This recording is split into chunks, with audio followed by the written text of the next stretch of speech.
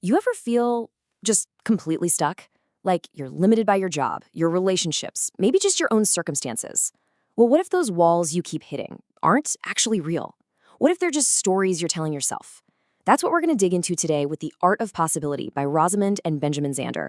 It's a really powerful framework for totally transforming your reality. So, this question, it's pretty much the heart of the entire book.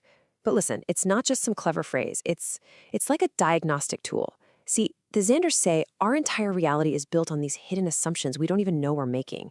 And asking this question, it helps us finally see that invisible frame that's shaping our whole world. And that's the first real step to changing it. All right, so how do we even start with this? Well, the book lays it out as a choice between two completely different mindsets. Two different worlds, really, and understanding them is the key that unlocks the whole thing. Okay, so on one side, you've got what they call the world of measurement. And this is basically our default setting, right? It's a world built on scarcity, where we're always competing, always comparing, always measuring ourselves against everyone else. It's a zero-sum game, and it's totally driven by fear. But then, on the other side, there's the universe of possibility. Now, you don't just stumble into this place. It's a world you have to consciously choose to create. It runs on abundance, contribution, and what they call generative action. And the choice between these two worlds, well, that's entirely up to you. Now, when you're operating in that world of measurement, you're using what the Xanders call your calculating self. Just think of it like that anxious voice inside your head. You know the one? The one that's always checking your status, worrying about what other people think, and just strategizing to survive. It's the part of us that's completely obsessed with being right and terrified of failing. And the alternative to that? That's our central self. This is who we really are. It's our core being that gets to come out and play when we step into the universe of possibility. This self isn't anxious or competitive. It's naturally creative, compassionate, and is all about connection and contribution. It's the you that shows up when you stop being afraid of the outcome. So the big question is, how do you get from one self to the other? How do you actually cross that bridge from the world of measurement to the universe of possibility? Well, the Xanders give us one single foundational idea that acts like a master key. And that master key is this simple but incredibly profound idea. It's all invented. That's it. Your reality isn't some objective fact. It's a story. It's a framework that your brain creates. All those problems, those limitations, those dead ends, they only seem real inside the story you're telling yourself. The moment you realize that the box you're in is of your own making, you get the ultimate power, the power to invent a whole new story. Okay, so if it's all invented, how do we start inventing something better? The book doesn't just leave you hanging. It gives us some really practical tools to do exactly that. So let's dive into 3 of the most powerful ones. First up, a practice called giving an A.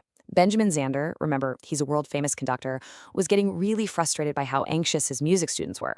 So he tried this amazing experiment. On the very first day of class, he gave every single student an A. Their only task? They had to write him a letter dated from the end of the year, describing the amazing A student they had become. This one move just reframes everything. All of a sudden, the A isn't some scary standard you have to meet. It's a possibility you get to live into. The whole dynamic just shifts from judgment to a real partnership. Okay, so while that practice is about how you relate to other people, this next one is all about your relationship with yourself. It's called Rule Number 6. And the story goes like this. 2 prime ministers are in this super tense meeting. One of them looks at the other and just says, "Remember rule number 6." And like magic, the tension in the room just dissolves. Later, someone asks him, "So what is rule number 6? And he replies, "Don't take yourself so damn seriously." And what about the other rules? Oh, there are no other rules. This is like a pattern interrupt for our anxious, calculating self. It gives our more creative, central self a chance to come forward. And once that central self has a little room to breathe, it stops asking, "What can I get?" And it starts asking a much, much more powerful question. And that brings us to the third practice. It's a simple but really profound declaration. I am a contribution. The whole idea here is to wake up and consciously shift your focus away from that game of success and failure. Am I winning? What's in it for me? And instead, just focus on making a difference. Think of it like a pebble creating ripples in a pond. It's about living as a gift to the world without being attached to measuring every little impact. Now, all of this brings us to a really radical new way of thinking about leadership. Forget everything you know about titles and hierarchies. The Art of Possibility says that leadership is an action anyone can take from any chair in the room. Benjamin Zander had this huge aha moment as a conductor. He realized, wait a minute, I don't make a single sound myself.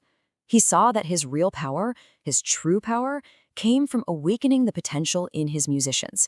His whole focus shifted. He stopped asking, "How good am I?" and started asking, "Who am I being that my players' eyes are not shining?" And that is the new definition of a leader. I mean, this just redefines leadership completely, doesn't it? It's no longer about being the one in charge. It's about empowering the people around you. It's about asking yourself, how much greatness am I willing to grant to others? And creating an environment where every single person feels like they can contribute their own unique voice. And anyone, I mean anyone, can do that, no matter what their job title is. Okay, let's get to the final concept, and honestly, this might be the most empowering one of all.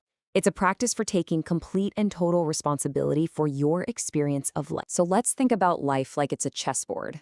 Most of us, we see ourselves as players on the board, or maybe even just pawns, you know?